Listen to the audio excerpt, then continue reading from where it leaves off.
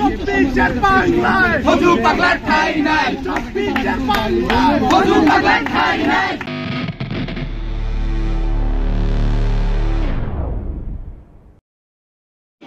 বিএনপির নেতা ফজলুর রহমান তিনি একটি সংবাদ সম্মেলনে করার পরবর্তীতেই সাধারণ শিক্ষার্থীদের উদ্দেশ্যে রাজাকার এবং স্বৈরাচারের বাচ্চাই কিন্তু আবারও বলে ফেলেন। সেই প্রতিক্রিয়া নিয়ে কিন্তু আজকে ঢাকা বিশ্ববিদ্যালয়ের শিক্ষার্থীরা মধুর ক্যান্টিনে একটি সমাবেশ এবং সংবাদ সম্মেলন করেন। সেখানেই কিন্তু সংবাদ সম্মেলনে শিক্ষার্থীরা ফজলুর রহমানকে ঢাকা বিশ্ববিদ্যালয় এলাকা থেকে অবাঞ্ছিত ঘোষণা করেছেন, এমন দাবি নিয়ে বিক্ষোভ সমাবেশ করে যাচ্ছেন ঢাকা বিশ্ববিদ্যালয়ের শিক্ষার্থীরা।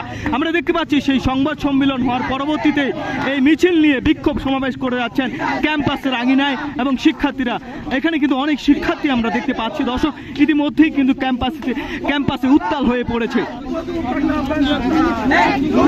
এমন প্রতিক্রিয়া এবং বিএনপির নেতা কর্মীদের মাঝে কিন্তু আমরা অনেক আগেই শিক্ষার্থীরা দাবি করে আসছেন যে এরকম কথা এবং কটূক্তি প্রতিক্রিয়া নিয়ে কিন্তু আসলে এমন কথা বলে থাকেন সাধারণ শিক্ষার্থীদের উদ্দেশ্যে, এমনটাই কিন্তু শিক্ষার্থীরা জানিয়েছেন। এবং বারবার যে এই প্রতিক্রিয়া করছেন বিএনপির নেতাকর্মী এবং অঙ্গ সংগঠনের যারা নেতাকর্মী রয়েছেন, তারা এমন মন্তব্য প্রতিক্রিয়া জানিয়ে সাধারণ শিক্ষার্থীরা কিন্তু স্লোগান দিয়ে যাচ্ছেন ঢাকা বিশ্ববিদ্যালয়ের ক্যাম্পাসে।